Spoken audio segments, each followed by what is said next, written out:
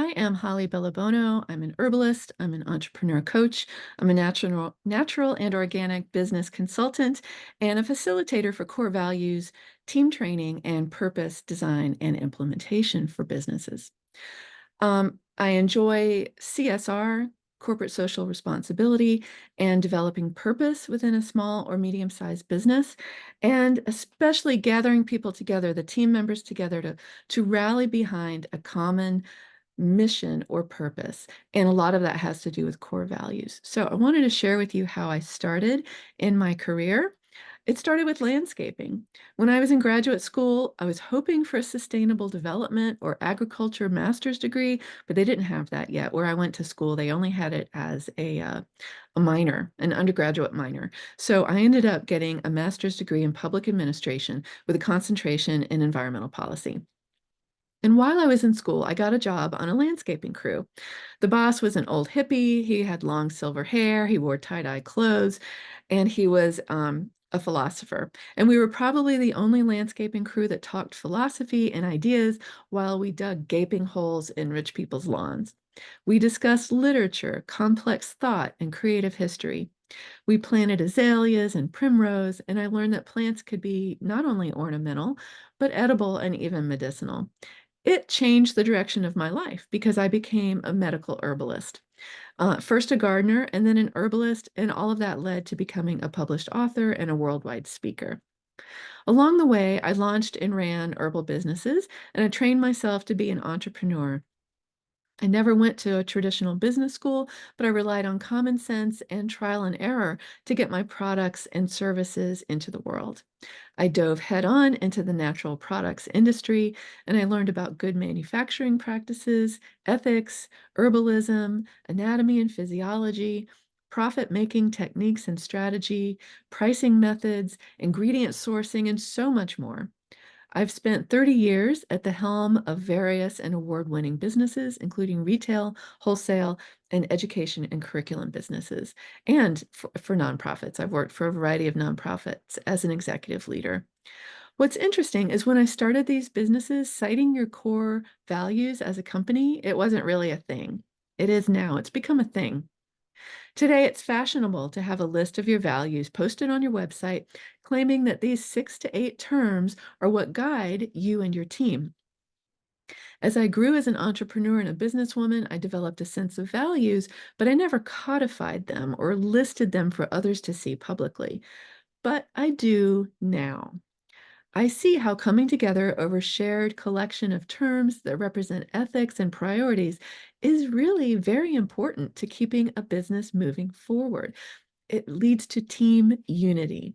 Gen X and Gen Z customers definitely want to see this, and they will investigate and ask questions, which is fantastic.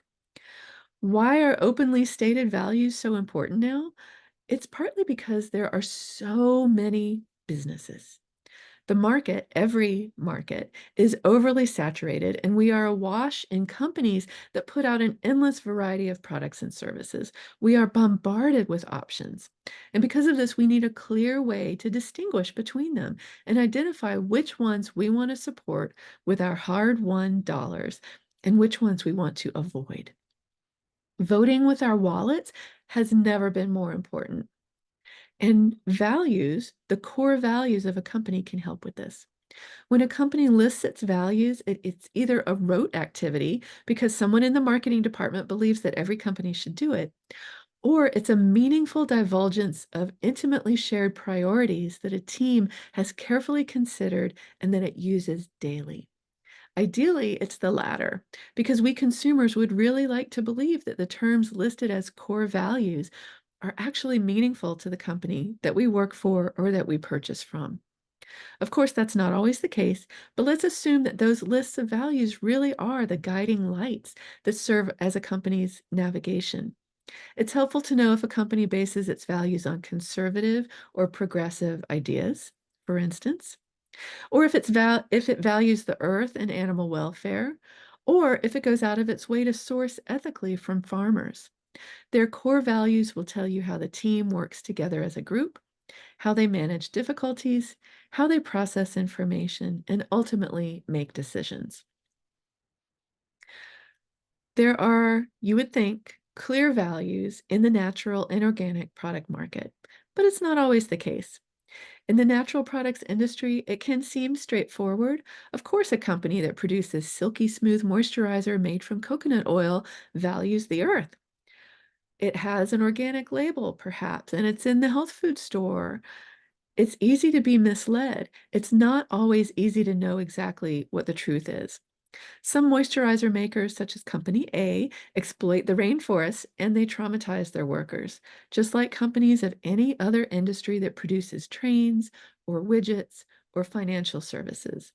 The natural product industry is no different. Having and identifying core values that delineate animal welfare and rainforest friendly really goes a long way in knowing that Company B is wildly different from Company A, and it strives to make a positive impact. Because Company B recognizes its farmers as partners, it sources only USDA certified organic ingredients, and it replenishes its coconut oil growing communities by building schools, improving drinking water. We know that this is a company we want to work with. Don't let the terms natural or earth friendly or even organic fool you. Companies can put anything on their labels, and it's up to us as the consumer to be able to vet them and understand exactly what they're saying when they use the term natural or organic or earth friendly or free range or anything similar. Real values and certifications and commitments from third-party providers go far in labeling a company worth its salt or worth your money. I personally was aghast in the early 2000s when I ran an apothecary to discover that many of the dried herbs I ordered wholesale for my tea blends came from companies that tested on animals. I naively thought because a company sold natural products that it was automatically ethical. That is completely wrong. In researching herbal medicine over the past 3 decades, it has become painfully clear that there's plenty of animal testing on herbs, oils, extracts, medicines, skincare ingredients, and other additives such as fragrances. The natural products industry still has a long way to go to be a force for good, as B Corps work toward, which is partly why my passion is to assist ethical skincare, herbal, and cosmetic leaders in operating businesses that are truly positive.